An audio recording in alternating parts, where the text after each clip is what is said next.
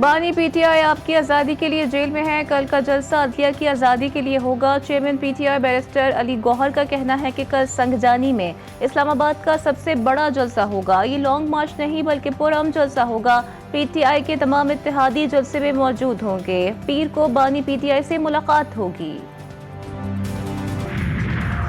وزارت I T نے 24 سپتمبر کو انٹرنیٹ سروس میں خلل دور کرنے کی نویس سنا دی۔ قومی اسمبلی میں وزارت آئی ٹی نے فروری 2021 سے اب تک انٹرنیٹ سروس میں خرابیوں سے متعلق تحریری جواب جمع کرا دیا۔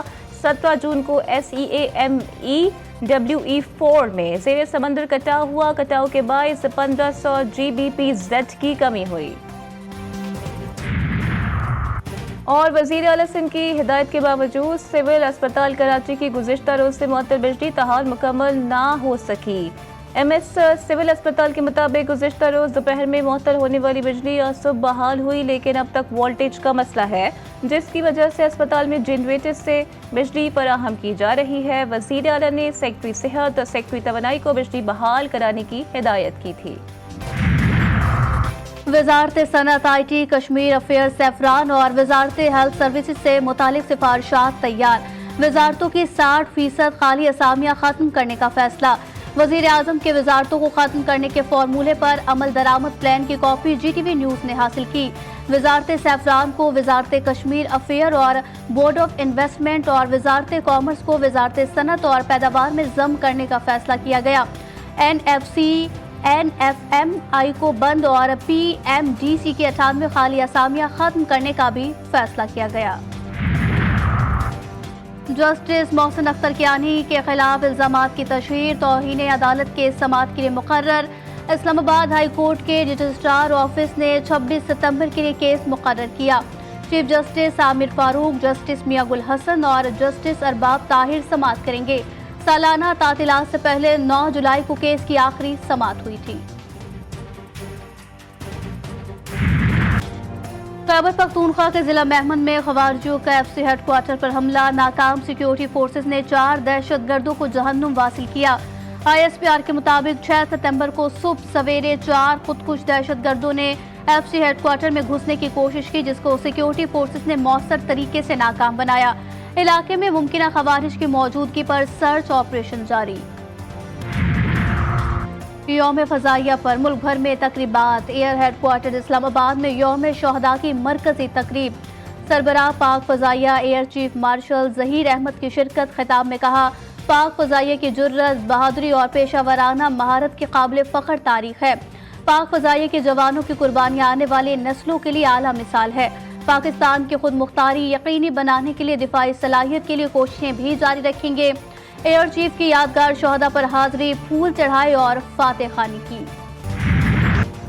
جھپٹنا پلٹنا، پلٹ کر جھپٹنا، پاک فضائیہ کا ترہ امتیاز۔ 1965 کی جنگ میں پاکستان ایئر فورس نے دشمن کو ناکو چنے چبوا دیا۔ آج ہی کے دن پاک فضائیہ کے بہادر سپوتوں نے دشمن فضائیہ کی کمر توڑ کے رکھ دی تھی۔ وطن عزیز کے جانباز شاہینوں کو خراج تحسین پیش کرنے کے لیے ملک بھر میں یوم فضائیہ آج منایا جا رہا ہے۔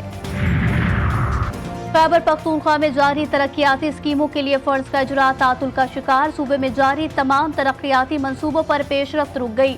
محکمہ اینٹی کرپشن کے خط کے بعد فنڈز کا اجرا بند کیا گیا۔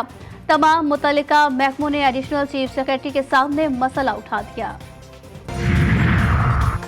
امریکہ اور عراق کے درمیان اتحادی افواج کے انخلاء کا معاہدہ طے۔ سینکڑوں فوجی آئندہ سال ستمبر اور باقی 2026 کے آخر تک عراق سے چلے جائیں گے۔ سینئر امریکی اہلکار نے بتایا کہ ہم معاہدے پر پہنچ چکے اور اب صرف اس کا اعلان باقی ہے۔ سعودی عرب صدر بائیڈن کے جانے سے پہلے اسرائیل کو تسلیم کر لے گا۔ امریکی وزیر خارجہ انٹونی بلنکن کا بڑا دعویٰ، کہتے ہیں وہ پر امید ہیں کہ سعودی عرب اور اسرائیل کے درمیان معاملات جنوری سے پہلے حل ہو جائیں گے۔ ابھی یہ نہیں بتا سکتا کہ یہ کیسے ہوگا، لیکن ایسا ہوگا۔ غزہ میں صہیونی درندگی سے مزید 32 فلسطینی شہید۔ جبالیہ میں اسکول پر حملے میں 13 فلسطینی جان سے گئے۔ صہیونی بمباری سے نصیرات میں 8، بریج میں 2 اور غزہ سٹی میں 1 فلسطینی بچی شہید ہوئی۔ شہداء کی مجموعی تعداد 40,939 ہو گئی۔ نیبلس میں آباد کاری کے خلاف شدید احتجاج۔ अमरीकी CIA और बरतानवी MI6 के सरबराहों का गजा में जंग बंदी का मुतालबा। CIA डायरेक्टर विलियम और MI6 चीफ रिचर्ड मोर ने मुश्तरका बयान में कहा कि गजा में जंग बंदी के लिए कोशां हैं। इंटेलिजेंस चैनल से फरीकैन के दरमियान तहम्मुल और कशीदगी में कमी पर जोर दिया। फलस्तीन में जंग बंदी से फलस्तीनियों की नस्ल कुशी और मगवियों की रिहाई मुमकिन हो सकेगी। पैरा ओलंपिक्स में चीनी एथलीट्स का राज 83 तलाई तमगों के साथ सबसे आगे। बरतानिया 42 सोने के तमगों के साथ दूसरे नंबर पर विराजमान। अमरीका 31 सोने के तमगों के साथ तीसरे नंबर पर। हैदर अली ने भी डिस्कस थ्रो मुकाबलों में पाकिस्तान को कांसी का तमगा जितवाया। और नामवर अफसाना निगार, फलसफी अदीब, उस्ताद और दानिश्वर अशफाक अहमद को परस्तारों से जुदा हुए 20 बरस बीत गए। अशफाक अहमद ने सूफी और दाना की हैसियत से खासी शोहरत पाई। उनकी नसीहतों और हिकायतों पर मबनी ड्रामों ने उन्हें हर खास व आम में मकबूल बना दिया।